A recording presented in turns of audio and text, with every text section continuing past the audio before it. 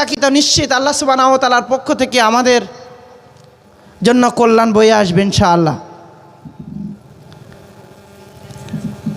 সূরা রাদের 111 নম্বর আয়াতে আল্লাহ সুবহানাহু ওয়া তাআলা বলেন, আল্লাহ কোনো জাতিকে ততক্ষণ পরিবর্তন করেন না যতক্ষণ না তারা নিজেরা পরিবর্তন হওয়ার চেষ্টা করে। আল্লাহ আমাদের পরিবর্তন করবেন না যদি আমরা নিজেরা প্রচেষ্টা না করি। এর জন্য আমাদেরকেও চেষ্টা করতে হবে। একটি হাদিস পড়েছি একটু আগেই, আমার পূর্বের বক্তা শেখ আবুল বাশার সালাফি হাফেজাহুল্লাহ কিয়ামতের 15টি লক্ষণের কথা উল্লেখ করলেন। এই কাজগুলো সমাজে প্রতিষ্ঠিত হয়ে গেলে কিয়ামত এসে যাবে। তো তার বক্তব্য শুনে মনে হলো যে কিয়ামত অতীব নিকটে, কিন্তু তারপরেও কি আমরা সচেতন হতে পারছি না? সেই ফিতনার মধ্যে পড়ার সম্ভাবনা চোখের সামনে, তারপরেও কি পরিবর্তন হবে না? তার জন্য কোনো পরিকল্পনা আমাদের নেই।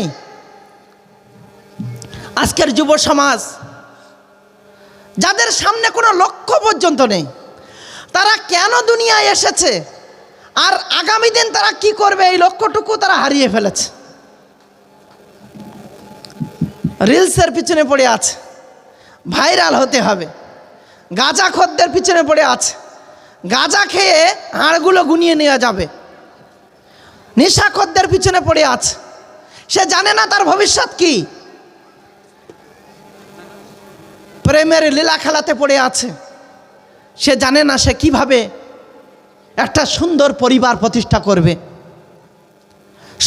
সন্তানদের ব্যাপারে উদাসীন, সে জানে না তার সন্তান তার জন্য সাদাকায়ে জারিয়া হবে কিনা, নিজের ব্যাপারে উদাসীন, সে জানে না সে জান্নাত থেকে এসেছিল কিন্তু সে জান্নাতে ফিরে যেতে পারবে কিনা, জাহান্নামের ব্যাপারে কোনো খৌফ নেই, কোনো ভয় নেই, সে মনে করছে জাহান্নামে যাই যাব।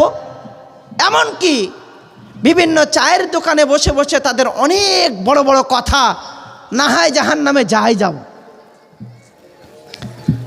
সম্মানিত উপস্থিতি, একটি মাত্র হাদিসের তরজমা কিছুক্ষণ আস্তে আস্তে কাটা কাটা ভাষায় বলবো, তবে আমি আশাবাদী যদি আপনারা সেই কাটা কাটা কথাগুলো শোনেন তাহলে জীবনে পরিবর্তনের জন্য কিছু শব্দ এখান থেকে বয়ে নিয়ে যেতে পারবেন। সুর তো আমার কাছে নেই, কাটসাট কথাবার্তা প্রথম থেকেই, সুর অনেক ভালো জিনিস কিন্তু সুর দিতে পারি না, এটা আমার ব্যর্থতা। তবে যে কটি কথা বলবো প্রত্যেকটা কথার পিছনে একটা করে দলিল ইনশাল্লাহ পেশ করব। কল আল্লাহ কল রসুল, আল্লাহ বলেছেন, আল্লাহ রসুল বলেছেন, এই মর্মে প্রতিটা কথা নিয়ে আপনি বাড়ি যেতে পারবেন। আল্লাহ রসুল সাল্লাল্লাহু আলাইহি ওয়াসাল্লাম বলছেন, তোমাদের জন্য হারাম করা হয়েছে 5টি জিনিসকে। হারাম মানে 0 পয়েন্টে বসবাস করেন আপনারা, 0 পয়েন্ট আসলেই যেখানে তারের কাটা আছে তার ধারে কাছে যাওয়ার অনুমতি নেই, তো তার চেয়ে বলা যেতে পারে 0 পয়েন্টে আপনারা বসবাস করেন। নদীর ধারের কাছে যাওয়া যাবে না, কিন্তু আপনারা সেটাও আলহামদুলিল্লাহ যেতে পারেন, কিন্তু ও সাইডে যাওয়ার তো কোনো অনুমতি নেই। হারাম মানে সীমারেখা পার করতে পারবেন না। আল্লাহ সুবহানাহু ওয়া তাআলা আল হালাল বায়্যিনুন, হালাল স্পষ্ট করে দিয়েছেন, ওয়াল হারাম বায়্যিনুন, হারামকে স্পষ্ট করে দিয়েছেন। তার মাঝখানে এমন কিছু বিষয় রয়েছে যেগুলো সন্দেহজনক বিষয়। আল্লাহ রাসূল সাল্লাল্লাহু আলাইহি সাল্লাম বলছেন, সন্দেহজনক কোনো বিষয় থেকে তোমরা বিরত থাকো, কারণ সন্দেহ মানুষকে হারামে পতিত করে। আল্লাহ যখন বলে দিয়েছেন এটা হারাম, আমি তার বাইরে পা বাড়াতে পারবো না। আল্লাহ সুবহানাহু ওয়া তাআলার সীমারেখা অতিক্রম করতে পারবো না। যদি আল্লাহ সুবহানাহু ওয়া তাআলার কেটে দেওয়া সীমারেখা অতিক্রম করি তাহলে আমাকে জাহান্নামে প্রবেশ করতে হবে। আল্লাহ সুবহানাহু ওয়া তাআলা তার নবী এবং সাহাবা একরামদেরকে তাদের মান্যতা দিতে গিয়ে, তাদের কথা বলতে গিয়ে এই উম্মতের জন্য স্পষ্ট ভাষায় ঘোষণা করছেন, ওমা ইউশাকিকির রাসূল মিন বাদি মা তাবায়্যানা লাহুল হুদা। হিদায়েত স্পষ্ট হয়ে যাওয়ার পর, হিদায়েত স্পষ্ট হয়ে যাওয়ার পরেও যারা আল্লাহ রসুলের বিরুদ্ধাচরণ করে এবং সাহাবা কেরামদের রাস্তার বিপরীত চলে, নুআল্লিহি মা তাওয়াল্লা, তারা যেদিকে চলতে চায় আল্লাহ তাদের ছেড়ে দিয়েছেন, কিন্তু তাদের জন্য রয়েছে জাহান্নাম অসাআত মাসির। সেটা কতই না খারাপ জায়গা, সেই আশ্রয়ের জায়গাটা না কতই না ভয়ঙ্কর। অনেকেই আমাদের সমাজে আছে, আমি যদি অন্যায় করি তা আল্লাহ তো আমার শাস্তি দিয়ে দিতে পারবেন, আমি যদি ভুল করে থাকতাম আল্লাহ তো আমাকে বাধা দিতে পারবেন না। তুমি যেদিকে চলতে চাও আল্লাহ তোমাকে ছাড় দিয়েছেন, যাও, কিন্তু তোমার জন্য তৈরি করা রয়েছে জাহান্নাম, সেটা কতই না ভয়ঙ্কর জায়গা। সম্মানিত উপস্থিতি, যখন হারাম বলা হয়েছে সেখানে হালালের দরজা খুঁজতে গিয়েছেন, মানে আপনার লা ইলাহা ইল্লাল্লাহ সত্য নয়, আপনার দাবি করা লা ইলাহা ইল্লাল্লাহ মিথ্যা। সাহাবা কেরামরা যখন মদের আয়াত অবতীর্ণ হয়নি, মদের হুরমাত এই নির্দেশনা আসেনি, আবু তালহার বাড়িতে সাহাবা কেরামরা বসে আছেন, চেয়ার টেবিল নিয়ে মদের আসর হবে, ভাজাভুজি নিয়ে বসেছেন, সাথে মদ খেতে হবে। আজকের দিনে আবুল বাশার সালাফি বলছিলেন স্বরূপদার মাঠে পাওয়া যাচ্ছে, নিত্যানন্দ কাঠির মাঠে পাওয়া যাচ্ছে, যখন আসরে বসা হয় তখন পোলট্রির মাংস ভাজা করে হোক, অন্যান্য মাংস ভাজা করে হোক, অন্য পেঁয়াজি ভাজা করে আনলে নাকি আর একটু মজা লাগে।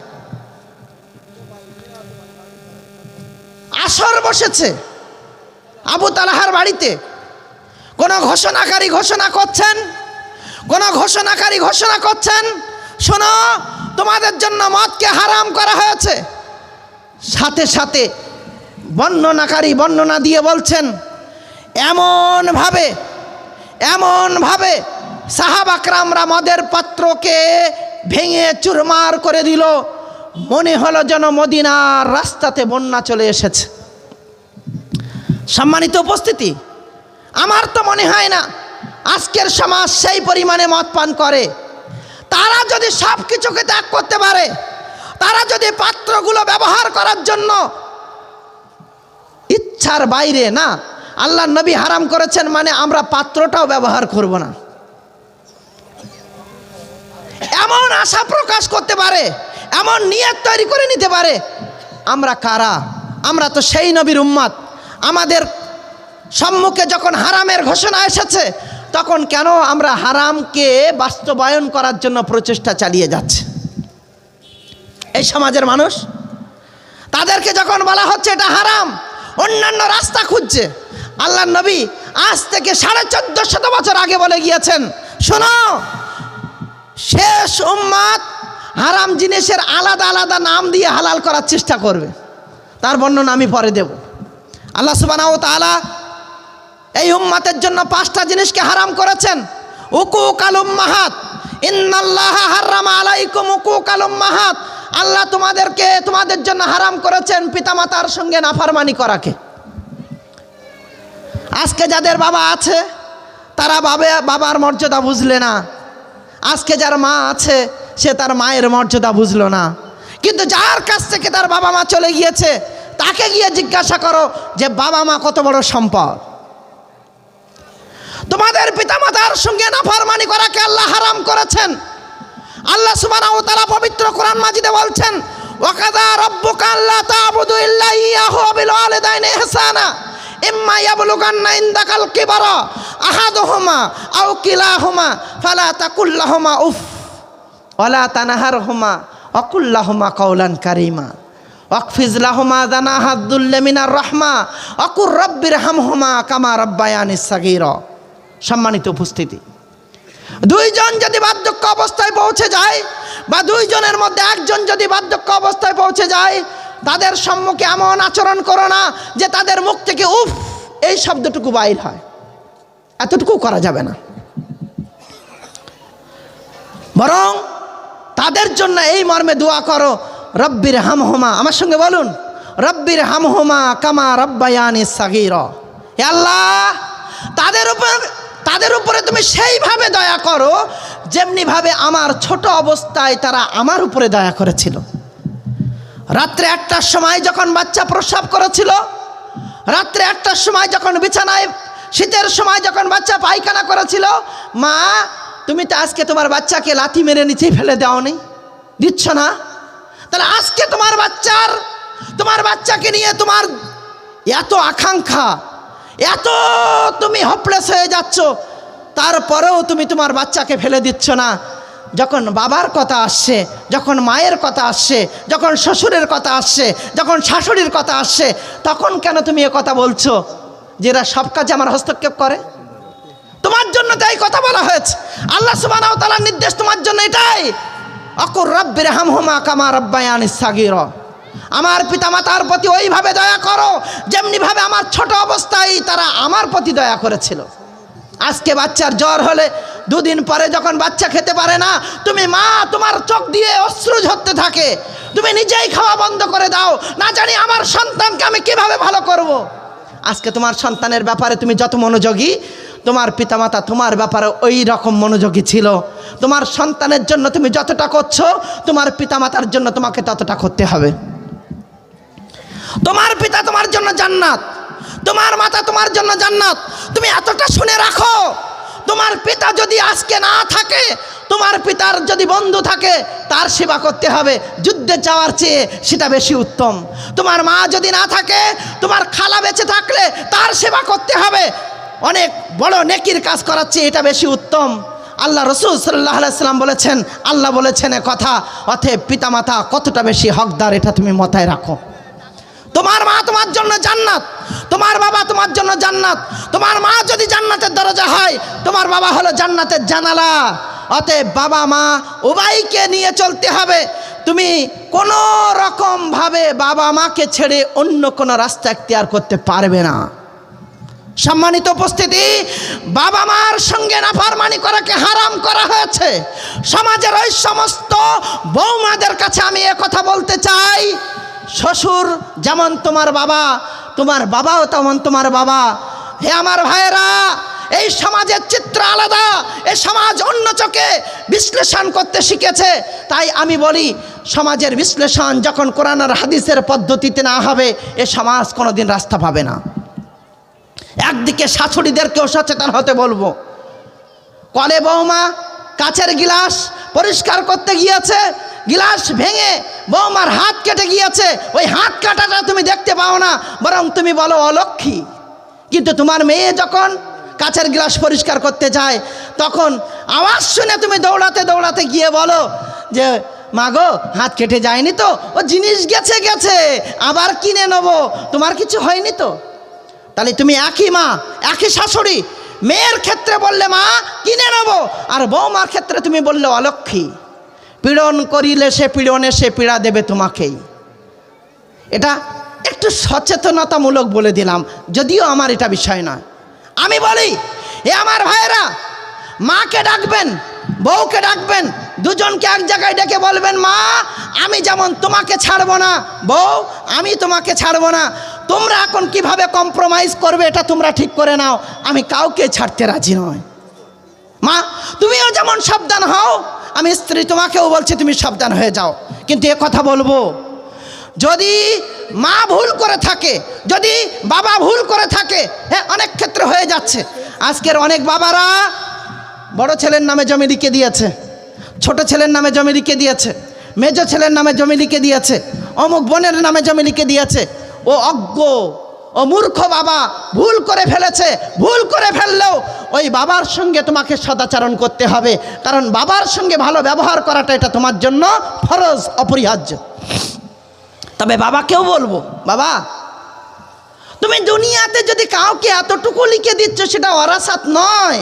অনেক বাবা রয়েছে এই ভুলটা করে যাচ্ছে, না জানি আমার মেয়েকে হয়তো জমি দেবে না, তা আমি বাবা হিসাবে আমার মেয়েরটা দিয়ে যাচ্ছি, ছেলেরা যেটা থাকবে ভাগ করে নেবে। তুমি মরার আগে আবার ওয়ারাসাত কিসের? মরার আগে আবার ওয়ারাস হয় নাকি? কোনোদিন হবে না। যদি দুনিয়াতে ছেলেকে 2 বিঘা লিখে দাও, তাহলে হিসাব বলছে ওরাসাতের হিসাব অনুযায়ী তোমার মেয়ে পাবে 1 বিঘে। কিন্তু মনে রেখো, দুনিয়াতে ছেলেকে 2 বিঘে দিলে মেয়েকেও 2 বিঘা দিতে হবে, অত সহজ ব্যাপার নয়। তাই তোমাকে আমি বলবো, তুমি এ ব্যাপারে ভুল করতে যেও না। যদি কোনো বাবা ভুল করেছে, সেক্ষেত্রেও আমি আমার ভাইদেরকে বলবো, এখানে উপস্থিত প্রত্যেকটা ভাইকে বলবো, যদি বাবা ভুল করেছে সেক্ষেত্রেও আপনি ক্ষমা করুন, বিচার আল্লাহর কাছে দিয়ে দিন। বাবার ব্যাপারে আপনি সচেতন থাকুন, এটা মনে করতে হবে আমার বাবা আমার জান্নাত, আমার বাবার খিদমত করে আমি জান্নাতে যাব। আমার বাবা ভুল করতে পারে, আমার বাবার হিসাব আমার বাবা দেবে, কিন্তু আমার হিসাবের জায়গায় তো আমাকে মজবুত থাকতে হবে। আল্লাহ রাসূল সাল্লাল্লাহু আলাইহি ওয়াসাল্লাম বলছেন, সালাসাতুন, তিন প্রকারের ব্যক্তি, লা ইউকাল্লিমুহুমুল্লাহু ইয়াওমাল কিয়ামা, আল্লাহ সুবহানাহু ওয়া তাআলা কিয়ামতের দিন তাদের সঙ্গে কথা বলবেন না। ওয়ালা ইয়ানদুরু ইলাইহিম, তাদের দিকে রহমতের নজরে তাকাবেন না। ওয়ালা ইউযাক্কিহিম, তাদেরকে পবিত্র করবেন না। ওয়ালা হুম আযাবুন আলীম, তাদের ঠিকানা হবে যন্ত্রণাদায়ক আযাবের মধ্যে। তার মধ্যে প্রথম প্রকারের ব্যক্তি আলা আক্কুলি ওয়ালিদাই, যারা পিতামাতার সঙ্গে নাফরমানি করে তারা। আমি জানি অনেক ভাইয়েরা এখন আব্দুল হামিদকে ডেকে বলবে, তুমি তো অনেক কথা বলছো, তুমি যদি আমার জায়গায় থাকতে তুমি বুঝতে পারতে যে আমার বাবা আমার সঙ্গে কি নাফরমানি করেছে। তোমার বাবা তোমার সঙ্গে যদি দুনিয়ার সর্বোচ্চ নাফরমানি করে, সেক্ষেত্রেও তোমার বাবার সঙ্গে তোমার সদাচরণ করতে হবে, তুমি অন্য কোনো পথ বেছে নিতে পারবে না। তোমার বাবার ইবাদতের মধ্যে তোমার হায়াত বৃদ্ধি হবে, তোমার বাবার ইবাদতের মধ্যে দুনিয়ার বালা মুসিবত দূর হবে, তোমার বাবার ইবাদতের মধ্যে তোমার আখিরাতে সফলতা হবে, তোমার বাবার ইবাদতের মধ্যে তুমি দুনিয়া আখিরাতের কল্যাণ পাবে। যদি বাবার মায়ের সঙ্গে সদাচরণ করা বন্ধ করে দাও, এটা তোমার জন্য হারাম করা হয়েছে, অতএব এই হারামের বিপরীত তুমি অন্য কোনো রাস্তা খুঁজতে পারো না। কথা ক্লিয়ার? আমার তো বেশি ব্যাখ্যা করতে গেলে সময় নেই, অল্প অল্প করে বলি, কারণ এই ব্যাপারে যদি বলা হয় তাহলে 2 ঘন্টা কমসে কম টাইম দরকার। দ্বিতীয় নম্বর, ওয়াওয়াদ আল বানাত, কন্যা সন্তানকে জীবিত মেরে ফেলা, কন্যা সন্তানকে জীবিত দাফন করা। আজকের সমাজের অনেক শাশুড়িদেরকে বলবো, ছেলের প্রথম কন্যা সন্তান হয়েছে, দ্বিতীয় কন্যা সন্তান হয়েছে, তৃতীয়টা হলে মুখ কালো হয়ে যায়। অনেক বাবাদের মুখ কালো হয়ে যায়, অনেক মায়েদের মুখ কালো হয়ে যায়। বড় আশা আমার বাড়িতে বাতি জ্বালাবে, আমার বাড়ি জমি জায়গাগুলোর হেফাজত করবে। আল্লাহ ন্যাংড়া খোলা যাহাই একটা তুমি দাও কমসে কম বাতি দেওয়ার মতো।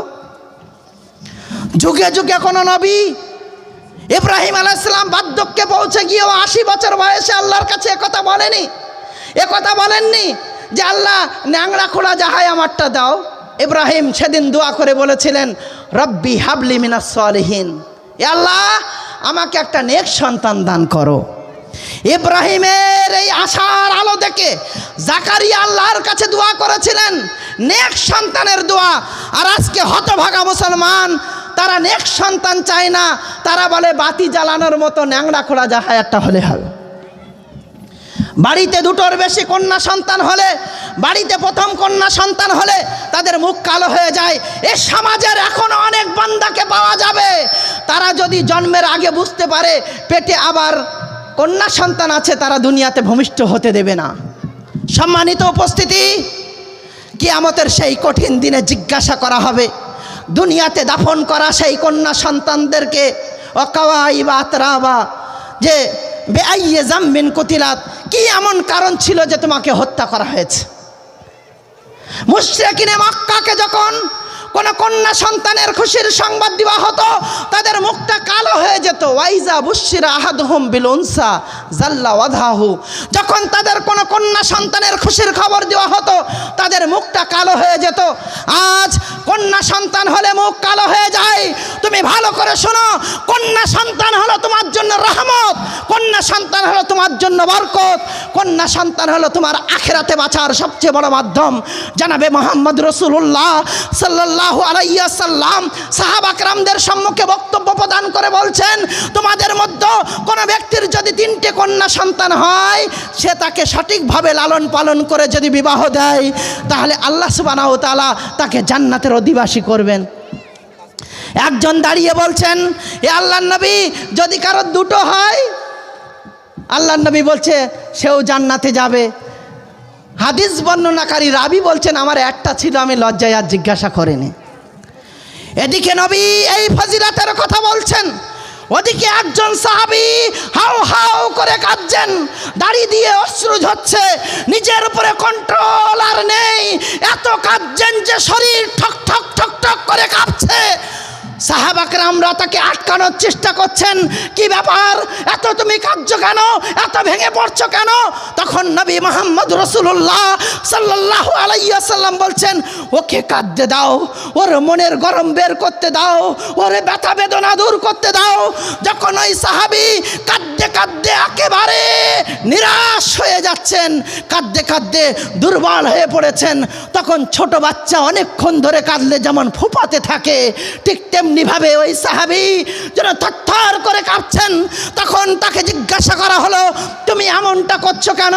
তখন বলছে, আল্লাহর নবী, আমি যখন মুশরিক ছিলাম, আমি যখন ইসলামের ছায়াতলে আসিনি, আমার বাড়িতে একটা কন্যা সন্তান ছিল, যে কন্যা সন্তানকে আমি গোপন করে রেখেছিলাম, কারণ আমার সমাজের মানুষ কন্যা সন্তানকে অবৈধ মনে করত, কন্যা সন্তান তাদের বাড়িতে রাখা যাবে না এই ঘোষণা ছিল। এহেন পরিস্থিতিতে আমার বাড়ির কন্যাটাকে আমি ছুপিয়ে রেখেছিলাম। আমার বাচ্চা আস্তে আস্তে বেড়ে উঠেছে, সবে মাত্র কথা বলতে শিখেছে।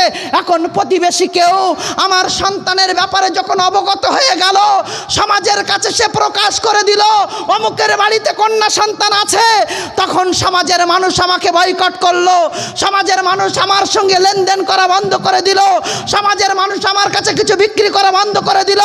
আমি বাধ্য হয়ে আমার কন্যাকে নিয়ে মরুভূমিতে চলে গেলাম।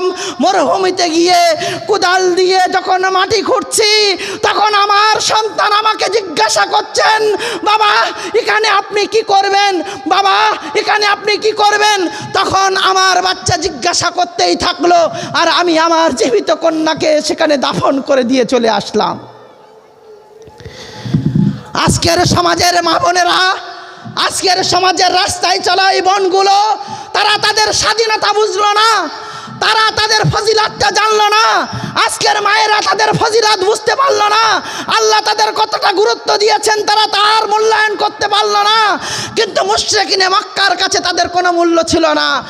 আজ উলঙ্গপনাকে তারা পছন্দ করছে, কিন্তু মুশরিকিনে মক্কা যারা আপনাকে উলঙ্গ করতে চায়, সেই মুশরিকিনে মক্কার সেই সময়ে আর আজকের দিনেও মুশরিকিনে মক্কার যে বিশ্বাস, সেই জায়গায় পরিবার নামক কোনো ব্যবস্থাকে তারা রাখতে চায় না।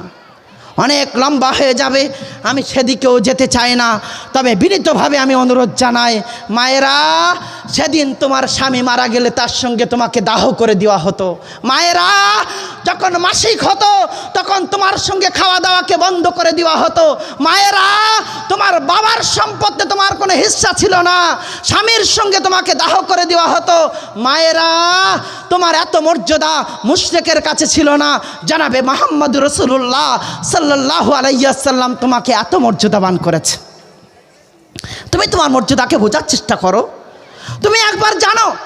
আর এই সমাজের ভাইদেরকে বলি, যারা ছেলে নিয়ে এত আনন্দিত, ছেলে হলে ফতোয়া জিজ্ঞাসা করে, ভাইজি সাহেব ছাগল আকিকা না দে গরু দিলে হবে না? কোনোদিন কোনো বাবাকে দেখলাম না এই কথা বলল যে মেয়ে হয়েছে এখন গরু আকিকা দেব, হবে? যদিও ভাই আকিকার ব্যাপারে আমি ফতোয়া দিতে আসিনি, আর গরু দিয়ে আকিকা দেবেন না, দেবেন তো ছাগল দিয়ে দেবেন। হিয়া আকিকাতান লিয-যাকার ওয়া হিয়া আকিকাতুন লিল-উনসা। সম্মানিত উপস্থিতি, কন্যা সন্তান হলো রহমত। কন্যা সন্তানের ব্যাপারে আল্লাহ সুবহানাহু ওয়া তাআলার কাছে ফরিয়াদ করুন এবং দোয়া করুন। এই মর্মে দোয়া করুন, রব্বানা হাবলানা মিন আজওয়াজিনা ওয়া যুররিয়াতিনা কুররাতা আয়ুনি ওয়াজআলনা লিল মুত্তাকিনা ইমামা। নিজের মেয়ের মুখটা এই যুবকদেরকে দেখিয়ে ঠান্ডা করার প্রয়োজন নেই। আচ্ছা, একটা জিনিস আমার বুঝে আসে না, আপনাদের যার বাড়িতে অনেক টাকা পয়সা আছে, সেই টাকা পয়সাগুলো বাইরে ফেলে রাখেন না ঘরে ভালো করে জমিয়ে রেখেছেন? কোনটা? যুবক ভাইরা, যদি একটু নিচে এসে বসেন খুব ভালো হবে। আল্লাহ আপনাদের ভালো করুক। খুব কষ্ট হচ্ছে আপনাদের দেখে। ইসলামিক মজলিস সেটা নয় যে কোরআন হাদিসের কথা হবে আর কেউ দাঁড়িয়ে দাঁড়িয়ে থাকবে আর কথা বলবে, হবেন। চলে আসেন। আচ্ছা, আপনাদের বাড়িতে যে অর্থ আছে, সোনা দানা আছে, মায়েরা ভালো করে শুনবেন, আপনাদের যে 7.5 ভরি কানের, হাতের অন্যান্য রুলি বালা আছে, সেই মালগুলোকে আপনারা বাইরে ফেলে রাখেন নাকি ভিতরে কোথাও গোপনভাবে রাখেন? কোনটা? উত্তর দিতে হবে। কোথায় রাখেন আপনারা? 1 লাখ ক্যাশ আছে, বাইরে ফেলে রাখেন না ভিতরে রাখেন? ভিতরে রাখেন। একটু আগে আবুল বাশার সালাফি বলছিলেন, আর দুনিয়া কুল্লুহা মাতাউন ও খাইরু মাতাইদ দুনিয়া আল মারআতুস সালেহা। দুনিয়াটা সবটাই সামান ভোগবস্তু, আর এই দুনিয়ার সবচেয়ে মহামূল্যবান সম্পদ হলো একটা নেককার মহিলা। তাহলে সোনা দানা, হিরে মতি, অর্থবিত্ত সব কিছুর চেয়ে বেশি মূল্যবান যদি একটা নেককার মহিলা হয়, তো দামি জিনিসটা যখন বাইরে রাখেন না, তো একে এত খুলে রাখার ব্যাপারটা কিসের, কোথার থেকে? এদেরকে খুলে রাখার জন্য? সবচেয়ে দামি জিনিসটা তো আপনি খুলে রাখেন না, আপনি তো বলছেন সোনা দানা বাইরে রাখেন না। তাহলে স্ত্রীর ফটো ফেসবুকের স্ট্যাটাসে দিয়ে কি প্রমাণ করতে যাচ্ছেন? বন্ধুর চোখকে শীতল করতে চাইছেন? সারা এলাকার মানুষের চোখকে শীতল করতে চাইছেন? আপনাকে তো বলা হয়েছিল আপনি দোয়া করুন এই মর্মে, রব্বানা হাবলানা মিন আজওয়াজিনা ওয়া যুররিয়াতিনা কুররাতা আয়ুনি ওয়াজআলনা লিল মুত্তাকিনা ইমামা। সন্তান স্ত্রী আপনার চোখকে ঠান্ডা করবে, এই মর্মে তো দোয়া করতে বলা হয়েছিল। আর আপনি এখন অন্যদের চোখকে ঠান্ডা করছেন, আবার আপনি জান্নাতে যাওয়ার আশা করছেন? অসম্ভব হতে পারেন। তৃতীয় নাম্বার, অমানা ওহাত, তৃতীয় হারামকৃত জিনিস। মানা ইয়ামনাও, তার মানে হলো রুকে দেওয়া। আপনার জাকাত ফরজ হয়েছে, আপনি জাকাত দেন না। ইসলামের কোনো বিধিবিধান যেটা আপনার উপরে প্রযোজ্য, আপনি সেটা বাস্তবায়ন করেন না, এটা হলো মানা। কোনো একটা জিনিসকে রোখা। ইজা মাসাউল শাররু জাজুয়া ওয়া ইজা মাসাউল খায়রু মানুয়া। যখন এদের কাছে কোনো মুসিবত চলে আসে, তখন এরা ভয়ে জড়সড় হয়ে যায়, ভীত হয়ে যায়। আল্লাহ, এবারটা বাঁচিয়ে দাও, আমি এবার থেকে নামাজ পড়বো। ভাইজি সাহেব, একটু দোয়া করবেন, আমি একটা কঠিন রোগে পড়ে গিয়েছি, আল্লাহ আমার বাঁচিয়ে দিলে আমি আর নামাজ ছাড়বো না, আমি আর ভুল পথে যাব না। আবার যে সুস্থ হয়ে যায়, ইজা মাসাউল শাররু জাজুয়া ওয়া ইজা মাসাউল খায়রু মানুয়া। যখন কোনো ভালো জিনিস এদের সম্মুখে আসে, সেটা কিভাবে রুখবে সেই প্রচেষ্টা করে।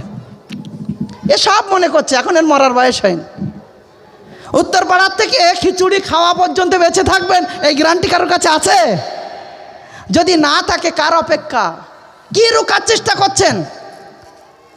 আর এর বিপরীত ওহাত। হাত মানে হলো চাওয়া, বারবার দাও দাও দাও দাও দাও। খেটে খেতে পারে, তারপরও হাত পাচ্ছে। ও বলছি মাদ্রাসার গেটম্যান হবে, তো হচ্ছে কত মাইনে? আচ্ছা 9,000 টাকা দেবো, 8,000 9,000 দেবো। না, আমি থাকবো না। তো আপনি বলছেন যে চলছে না, বলছে আমি 4টে জুমা, তো 4টে মসজিদে যদি খুতবা দেয় তাহলে তো 12,000 টাকা হবে। 4টে মসজিদে খুতবা দিয়ে কি বলবে? আমার ঠ্যাংটা ভেঙে গিয়েছিল, অমুকরা ভেঙে দিয়েছিল, আমার উপরে বিরাট অত্যাচার, আশপাশের লোকেরা আমাকে দেখতে পারে না, এই দিনকে কবুল করার জন্য আমার উপরে বিশাল স্টিম রোলার চলছে। এমন অনেক নালায়েককে আমি চিনি, এমন অনেক বাহাদুরকে আমি জানি। আমি তাদের ব্যাপারে এতটাই সচেতন, যদি এই সমাজের মাওলানা সাহেবদেরকে বলি ওদের মেম্বারে উঠতে দেবেন না, তো এই সমাজ বলে আব্দুল হামিদের মাদ্রাসায় চাইবে, তো তাই এদেরকে দিতে দেয় না। কিন্তু হারামখোরগুলো জীবনে কোনোদিন কোরআন ও সুন্নাহর অনুষ্ঠানে আসেনি, কিন্তু মুখ দিয়ে কোরআন সুন্নাহর বলি ওড়ে, শুধুমাত্র চাওয়ার জন্য। পা ভেঙেছে কিনা আল্লাহু আলাম, কিন্তু পা ভাঙার অজুহাত দিয়ে মানুষের কাছে চাইতে ব্যস্ত। এমন সমাজের অনেক বান্দা আছে। আমার কাছে কেউ গিয়ে বলে, মাদ্রাসার আদায় টাদায় করে না আপনাদের? না ভাই, আমাদের মাদ্রাসার ওইভাবে আদায় হয় না। তো রাখবেন, আদায়কারী রাখবেন, কিভাবে কি সিস্টেম আছে? বলছে বিল দেবেন, মাসে 500 করে টাকা দেবো। আমি বলছি একটা বিলে তো 50টা বিল থাকে, তো একটা বিলেই তো মানুষ 50,000 দিয়ে দিতে পারে বা 1,000 দিতে পারে, আপনি টোটাল বিল মিলে 500 দেবেন? বলছে হ্যাঁ। আস্তাগফিরুল্লাহ। এই হারামখোরদের কি করা যায়? এরা হলো ওহাত, শুধু চাইতে ব্যস্ত। ওয়াকারিহা লাকুম কিলো কল, অপছন্দনীয় কথার পিছনে ব্যস্ত। চায়ের দোকানে বসে কাল সকাল হতে পারবে না, শুধু আলোচনা আর পর্যালোচনা। প্রথম বক্তা মোটামুটি ছিল, দ্বিতীয় বক্তা খুব একটা হয়নি, তৃতীয় বক্তা হেভি বলেছে। ও পর্যালোচনা করতে এসেছে আর নাম্বার দিতে এসেছে। সর্বপ্রথম ক্ষমা চেয়ে নিচ্ছি, আমার নাম্বার 100-র মধ্যে 00 দিয়ে দেন। কিন্তু আপনাকে আমাকে নিয়ে পর্যালোচনা করতে হবে না। কি লোকল করতে ব্যস্ত, ওর কথা বলছো, ও অনেক কিছু, ওসব ভিতরের খবর বললে তুমি পাগল হয়ে যাবে। রাস্তা দিয়ে কেউ যাচ্ছে একটা করে ধরে, এই যাচ্ছে ওর ব্যাপারে, ও তো সাংঘাতিক, শুনিস নি তুই অনেক ব্যাপার, এই আমি তো প্রতিদিন শুনি অবাক। কারিহা লাকুম কি লোকল, এটা আল্লাহ আমাদের জন্য হারাম করেছেন। মান সামাতা নাজা, যে চুপ থাকলো সে পরিত্রাণ পেল। শুনুন, আল্লাহর নবী জনাবে মুহাম্মদ রাসূলুল্লাহ সাল্লাল্লাহু আলাইহি ওয়াসাল্লাম আবু যার পিছনে বসে আছেন। আল্লাহর নবী ডাকছেন আবু যার, আবু যার বলছেন লাব্বাইক ওয়া সাদাইক ইয়া রাসূলুল্লাহ। আবার আল্লাহর নবী চুপ, কিছুটা এগিয়ে গিয়ে বলছেন আবু যার, বলছেন লাব্বাইক ওয়া সাদাইক ইয়া রাসূলুল্লাহ, কিছুই বলছেন না। আবার একটু যাচ্ছেন আবু যার, আবু যার বলছেন হাজির হে আল্লাহ রাসূল। তখন আবু যার বলছেন, আবু যার তুমি, আল্লাহ নবী বলছেন আবু যার তুমি কি জানো আমি আমার এই অঙ্গ প্রত্যঙ্গের মধ্যে সবচেয়ে বেশি ভয় করি কোন জিনিসটার ব্যাপারে? তখন আবু যার বলছেন না আমি জানি না আল্লাহ রসুল বলুন। তো বলছে আমি সবচেয়ে আমার জিহ্বার ব্যাপারে বেশি ভয় করি, যে আমার জিহ্বা আমাকে জাহান্নামে না নিয়ে চলে যায়। হযরত আবু বকরের ব্যাপারে হাদিস বর্ণিত হয়েছে। হযরত উমর রাদিয়াল্লাহু তাআলা আনহু বলছেন আমি একদিন আবু বকরের বাড়িতে গেলাম, গিয়ে দেখছি আবু বকর তার জিহ্বাটা ধরে একবার এদিকে টানছেন একবার এদিকে টানছেন। আমি আটকে উঠে মনে করলাম হয়তো আবু বকর তার জিহ্বাকে ছিঁড়ে ফেলবেন। আমি আটকে উঠে বললাম আবু বকর আপনি এটা কি করছেন? তখন আবু বকর বলছেন ওমর আমি আমার জিহ্বাকে সাবধান করে দিচ্ছি যে তুমি আমাকে জাহান্নামে নিয়ে যেতে পারো এই ফালতু কথাবার্তার মাধ্যমে, অতএব আমি তোমাকে সাবধান করে দিচ্ছি, তুমি যদি ঠিক থাকো ভালো, তা না হলে আমি তোমাকে ছিঁড়ে ফেলে দেবো। আল্লাহ রসুলের হাদিস, সাল ইবনে সাদ হাদিসের বর্ণনাকারী, মাইয়াজমান লি মা বাইনা লাইহি ওয়া মা বাইনা রিজলাইহি আজমান লাহুল জান্নাহ। যে ব্যক্তি তার দুই চোয়ালের মধ্যবর্তী বস্তু আর দুই জানুর মধ্যবর্তী বস্তু অর্থাৎ লজ্জাস্থান আর জিহ্বার হেফাজত করলো, সেই ব্যক্তির জান্নাতের জামিন আল্লাহ সুবহানাহু ওয়া তাআলা নিজেই নিয়েছেন। ফালতু কথাবার্তা বলা থেকে বিরত থাকুন। যে ব্যাপারে আপনি জানেন না সে ব্যাপারে বলবেন না। ইনজাকুম ফাসিকুম বিনাবাইন, কোনো ফাসিক যদি কোনো খবর নিয়ে আসে সেটা যাচাই বাছাই করুন, তার পিছনে পড়ার কোনো দরকার নেই। যেটা জানেন না চুপচাপ থাকুন, কোনো বলার প্রয়োজন নেই। কারণ জুবান দিয়ে কোনো কথা বলাটাই হলো জুবানের জিনা, জুবান দিয়ে কোনো খারাপ কথা বলাটা হলো জুবানের অপকর্ম। অতএব আমি আপনাকে বলছি কিলোকল এ ব্যাপারে আপনি সচেতন হন। সম্মানিত উপস্থিতি, একটা ছোট্ট বর্ণনা। আজ গীবতের ব্যাপারে অনেক হাদিস উলামা কেরামরা বলছেন, সামান্য একটা বিষয় আল্লাহ নবী বলছেন আতাদরুন আমাল গিবা, তোমরা কি জানো গীবত কাকে বলে? তখন সাহাবা কেরামরা বলছেন আল্লাহু ওয়া রাসূলু আলাম, আল্লাহ এবং তার রসুল বেশি ভালো জানেন। তখন আল্লাহ নবী বলছেন যিকরুকা আখাকা বিমা ইয়াকরাউ, তোমার ভাইয়ের ব্যাপারে এমন কোনো কথা বলা যেটা তোমার ভাই পরবর্তীতে শুনলে কষ্ট পাবে। তখন একজন সাহাবী দাঁড়িয়ে বলছেন আফার আইতা ইন কানা ফি আখি মাকুল, হে আল্লাহ নবী আমার ভাইয়ের মধ্যে যদি সেই দোষ থেকে থাকে আর আমি যদি সেই কথা বলে বেড়াই তাহলেও কি সেটা গীবত? আল্লাহ নবী বলছেন ইন কানা ফিহি মা তাকুলু ফাকাদ ইফতাহু ওয়া ইল্লাম ইয়াকুন ফিহি মা তাকুলু ফাকাদ বাহাত্তাহু, যদি সেই দোষ তোমার ভাইয়ের মধ্যে থেকে থাকে তাহলে সেটা গীবত, আর যদি সেই দোষ না থেকে থাকে তাহলে তুমি অপবাদ লাগালে যেটা গীবতের চেয়ে ভয়ঙ্কর। তাই বলবো কখন, কিভাবে বলবো? বাপের বেটা হলে সামনে এসে বলতে হবে ভাইজি সাহেব আপনার ব্যাপারে অনেক অনেক কথা শুনছি, এই কথাগুলোর সত্যতা কি আছে, আপনি এগুলো যদি এই দোষগুলো থেকে থাকে আপনি শুধরে যান, আপনি নিজেকে সংশোধন করে নেন।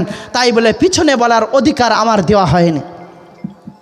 সম্মানিত উপস্থিতি, আল্লাহর নবী জনাবে মুহাম্মদ রাসূলুল্লাহর সম্মুখে আয়েশা রাদিয়াল্লাহু আনহা সুফিয়া সম্পর্কে বেটে অমুক তমুক কি কথা বলেছিলেন। আল্লাহর নবী বলছেন আয়েশা তোমার এই কথাকে যদি সমুদ্রের জলে ফেলে দেওয়া হয় সমুদ্রের জল নাপাক হয়ে যাবে। আর কি ফতোয়া জিজ্ঞাসা করতে হবে হুজুরদের কাছে যে আমরা যেটা করি সেটা গীবত কিনা, সেটা পরনিন্দা কিনা, সেটা ইসলাম বহির্ভূত কর্ম কিনা, সেটা আমার কারিহা লাকুম কিলোকল এই ফালতু বকওয়াস কিনা, এ ব্যাপারে জিজ্ঞাসা করতে হবে। বাবরি মসজিদ অমুক করছে তমুক করছে, সে বেটা কি করছে, রাজনীতি করার জন্য করছে কি না করছে কি, আল্লাহর ভিত্তি করছে, আমরা বসে বসে সারা দিন রাত শুধু ওই নিয়ে ব্যতিব্যস্ত। রাজনীতির ময়দানে বদমাইশ নেতাগুলো তারা সমাজের একটা বিক্ষিপ্ত পদ্ধতি ছড়িয়ে দিয়ে সমাজকে কলঙ্কিত করার জন্য, হিন্দু মুসলিমের ভ্রাতৃত্ব নষ্ট করার জন্য প্রতিদিন নতুন নতুন কিছু উপহার দিচ্ছে। আর এই মুমিন মুসলমানরা চার দোকানে বসে বসে কারিহা লাকুম কিলো কল, যেটা এদের জন্য হারাম তাই নিয়ে ব্যতিব্যস্ত আছে। কি আপনার জন্য এটা হালাল? ওটা করতে গিয়ে নামাজও পড়ে না, ওটা করতে গিয়ে ইবাদতও করে না, ওটা করতে গিয়ে কোনো ভালো কাজও করার সময় নেই। রাত্রে গিয়ে একটু বিছানায় গিয়ে তো আল্লাহুম্মা বিসমি কামুত হাইয়া, এটাই তো কপালে জুটে কিনা আমার জানা নেই। মারা গেলে ও নাকি জান্নাতে চলে যাবে, হুজুর সাহেব নামাজ পড়িয়ে দিলে নাকি ও জান্নাতে চলে যাবে। ও কত বড় আশাবাদী যে ও জান্নাতে চলে যাবে। চতুর্থ নাম্বার, অকাসরাতাস সুয়াল, বেশি বেশি কোশ্চেন করা। এখন যে বেটা মদ খায়, সেই বেটা খুঁজে বেড়াবে বিভিন্ন বক্তা যে ওর জন্য জায়েজ বলে দেবে। আব্দুল বারী সাহেব বলে দিলেন যে একেবারে সবসময় মাতলামিতে পড়ে থাকে, নিশাখোর, ওর জানাজা আমি পড়াবো না। বা আব্দুল হামিদ বলে দিলেন যে আত্মহত্যা করেছে, ওর জানাজা আমি পড়াবো না। আব্দুল হামিদ বলে দিলেন বেনামাজি, ওর জানাজা আমি পড়াবো না। আব্দুল হামিদ বলে দিলেন অমুকের মেয়েকে তুলে নিয়ে এসেছে, আমি পড়াবো না। এ বেটা হারামকে হালাল করার জন্য 500 টাকা, 1000 টাকা, 1500 টাকা, 2000 টাকা, 5000 টাকা কত লাগবে, প্রয়োজনে রাজনৈতিক নেতাদের পরামর্শ নিয়ে, সাহারা নিয়ে কাউকে উঠিয়ে এনে থ্রেট দিয়ে বলল বিয়ে পড়াবি না, এটাই শেষ কথা। এই সমাজের অজ্ঞ মানুষ, আমার কথা আপনার কাছে টক লাগুক, আমার জন্য আপনাকে কিছুই করতে হবে না। জাতির জন্য যদি এখনো না ভাবেন, এই জাতির ব্যাপারে যদি এখনো সচেতন না হন, ওটা আপনার কাছে রেখে দিন। কিন্তু মনে রাখতে হবে, এই অজ্ঞতা দিয়ে আল্লাহ সুবহানাহু ওয়া তাআলার সন্তুষ্টি আপনি প্রমাণ করতে পারবেন না। এই সমাজের মানুষ নিজের মনের মতো ফতোয়া খোঁজার জন্য যারা আদায় করতে আসে তাদের কাছে ফতোয়া জিজ্ঞেস করে। কে করে না বল না আপনাদের দিকে? গ্রামে আলেম আছে, মাদানি আলেম, বড় বড় আলেমরা রয়েছে, তাদের কাছ থেকে ফতোয়া নেবে না, কারণ আলেমরা তোর বিরুদ্ধে ফতোয়া দিয়ে দিয়েছে। ও কোনো আদায়কারী আসলে বলবে আপনার মত কি? আর এ মাল তো দেখছে 100 টাকার জায়গায় যদি 500 টাকা বিল কেটে দেয়, আমি তো 250 পাবো। ও বলছে না, আপনি যেটা বলেছেন ওটা কেটে দেওয়ার নয়, ওটা ঠিক আছে। আর পাজা করে নিয়ে বলছে দেখেছিস এতদিন ধরে এই ধরনের মাওলানা খুঁজে পাইনি, আজকে পেয়েছি মনের মতো মাওলানা। কাসরাতাস সুয়াল। এ হারামখোর জানে যে এটা হারাম, ও বুঝেছে এটা করা যায় না, ও জানে নেশা জাতীয় দ্রব্য হারাম, ও জানে এই হালালকে হারাম করতে পারবো না, ও জানে অলি ছাড়া বিবাহ হয় না, তারপরেও যে কোনো উপায়ে ও হালাল করার চেষ্টা করছে। বেশি বেশি কোশ্চেনের মাধ্যমে, বেশি বেশি পন্থা অবলম্বন করে সে সেটাকে হালাল করার চেষ্টা করছে। আছে না নেই আপনাদের সমাজে? আছে। এ কাজ থেকে আপনাকে বিরত থাকতে হবে। এই কাসরাতাস সুয়ালের আর একটা ব্যাখ্যা করা হয়েছে, যেটা আমি পূর্বে বললাম, ক্ষমতা থাকার পরেও কাজ না করে মানুষের কাছে বেশি বেশি চাওয়া। আমার ক্ষমতা আছে, আমি খেটে খেতে পাবো, আমি কারোর গেট মানি করলেও 200 টাকা ইনকাম করতে পারবো, কিন্তু আমি ও রাস্তা ছেড়ে দিয়ে পাড়ায় বেরিয়েছি, 200 টাকা চাইলেও হবে, আবার 300 টাকা হাতে আসবে, তাই আমি এই কাজ করছি, এটা আমার জন্য হারাম। হ্যাঁ, মাওলানা সাহেবরা চাইছেন, যদি মাওলানা সাহেবরা নিজেদের জন্য চান এটা হারাম, কিন্তু মাওলানা সাহেবরা যদি জাতির স্বার্থে যদি চেয়ে থাকেন এটা তার নয়, এটা আগে বুঝতে হবে। এই অপব্যাখ্যার জায়গায় যেন আপনি আসবেন না। সর্বশেষ পয়েন্ট, ওয়া ইজা আতাল মাল। বাবা খুব ভালো করে মনে রাখুন, আপনার যৌবনটাকে কোথায় বিলীন করছেন আপনি বুঝেছেন একবারও? দুনিয়ার সমস্ত কোম্পানিরা আপনার জন্য ঘোষণা দিয়েছেন যে 18 বছর বয়স হলেই আমি আপনাকে চাকরি দেব, চাকরি দিয়েও দিচ্ছেন, কানে কানে গিয়ে খুসখুস করে বলছেন বাবা যদি ভালো কিছু দেখাতে পারো, আমার কোম্পানির জন্য যদি ভালো কিছু করো, তাহলে তোমাকে প্রমোশন দেব। 27 থেকে স্যালারি শুরু হয়েছে, সামনের মাসেই 29 করে দেব। আবার এই কাজ করতে করতে যখন বার্ধক্যে পৌঁছে যাচ্ছে, কানে কানে কোম্পানির লোক বলছেন এর দ্বারাই তো আমার কিছু হচ্ছে, তার কানে গিয়ে বলছেন চিন্তার কোনো কারণ নেই, আপনি কাজ করে যান না, আপনার রিটায়ার্ড হওয়ার পর আমি আপনার জন্য পেনশনের ব্যবস্থা করব। সরকারও এই কথা বলছেন, আপনার মূল্যবান সময়টাকে সরকার কোম্পানি নিয়ে নিল, যে সময়টা আপনার ইবাদতের সময়, যে সময়টা আল্লাহর সন্তুষ্টি অর্জনের সময়, যে সময়টা দুনিয়া ও আখিরাত অর্জন করার সময়, যে সময়টা রব্বানা আতেনা ফিদ দুনিয়া হাসানাতাও ওয়া ফিল আখিরাতে হাসানাতাও ওয়া কিনা আযাবান নার বাস্তবায়ন করার সময়, সেই সময়টা আমার কাছ থেকে চলে গেল। সন্তানের জন্য একটা ঘর হয়েছে, বলছে আর একটার তো এখনো হয়নি, ওরটা করিয়ে এইবারে আমি হজটাজ করিয়ে আসবো। বলে না বলছেন না আপনারা? ছোট মেয়েটা বিয়ে দিয়ে মনে করছি এবার একটু উমরা করতে যাব। আমার ছোট মেয়েটা এবার বিয়ে দিয়ে মনে করছি 27-এ হজ করতে যাব। ওর এখন যা টাকা আছে সেই টাকা হিসাব করলে ওর উপরে হজ ফরজ, ও যাবে কবে? 27-এ। আমি খুব অট্টহাসি করে একটা কথা বলি, কিন্তু এটা অট্টহাসি না, এটাই বাস্তবতা। আমাদের সমাজে কেউ যখন হজ করতে যায় তখন কিছু মানুষের খেতে দেয়, আছে না এই প্রবণতা? আছে, আপনাদের এলাকায় আছে? অনেক জায়গায় বন্ধ হয়ে গিয়েছে, ওর জন্য আব্দুল হামিদ অনেকটা দায়ী। তো খেতে দেওয়ার প্রবণতা আছে। মনে করেন আল্লাহর বান্দার যা অর্থ হয়েছে আলহামদুলিল্লাহ, মোটামুটি 4 লাখ টাকা হলে হজ হবে, 4 লাখ টাকা হয়েছে, কিন্তু মনে যেন হীনমন্যতায় ভুগছেন। আমার পূর্বে এই গ্রামের যত মানুষ গিয়েছেন সবাই তো জুমা মসজিদের লোক খাইয়ে তারপরে গিয়েছেন, আমি তো সবারটা খেয়েছি, আজকের দিন যদি আমি না খাইয়ে দিয়ে যাই তাহলে সবাই বলবে দেখ শালা সবার খেয়েছে আর নিজে খাওয়ায়নি, হীনমন্যতায় ভুগবে। এখন মনে করলো এবছর না গিয়ে সামনের বার ইনশাল্লাহ খাইয়ে দিয়ে বেরিয়ে পড়ব। হতে পারে তো, হয়তো এটা সামনের বার আস্তে আস্তে আল্লাহ না করুক মারা গেলেন, এই মারা যাওয়াটা জাহেলিয়াতের মৃত্যু হবে, ইসলামের উপরে মৃত্যু হবে না। এ সমাজকে কিভাবে বুঝাবো? এই যে মৃত্যুটা হবে শুধু খাওয়ানোর জন্য আত্মসম্মান বোধে যেতে পারেনি, এই মৃত্যুটা হবে জাহেলিয়াতের মৃত্যু। সম্মানিত উপস্থিতি, ওয়াইজা আতাল মাল, কিয়ামতের দিন আপনি এই পাটা উঠাতে পারবেন না, কোন ক্ষমতাধর ব্যক্তি নেই যে সে তার পা উঠাবে। এই কোশ্চেনের উত্তর যে যতক্ষণ না সে না দেবে, কি কোশ্চেন হবে? কিভাবে ইনকাম করেছো, কোন রাস্তায় ইনকাম করেছো বাবা? সব ইনকামের রাস্তা একটা একটা করে গোনাতে হবে।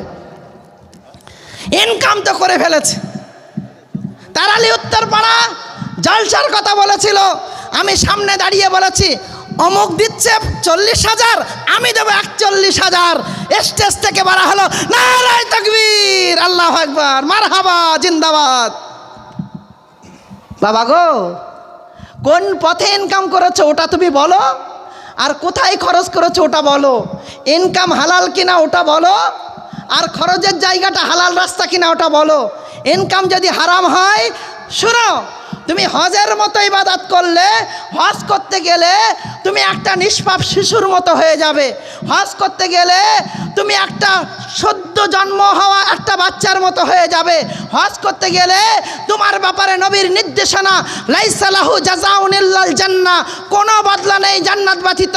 মনে রেখো, যদি হারামের টাকায় হজ করো, আল্লাহর নবী বলছেন এই হারামের পোশাক পরে, হারামের রক্ত নিয়ে, হারামের মাংস বাড়িয়ে যদি কাবার দিয়াল ধরে হাউ হাউ করে কাঁদে, তারপরে আমি তার কোনো কথা শুনবো না।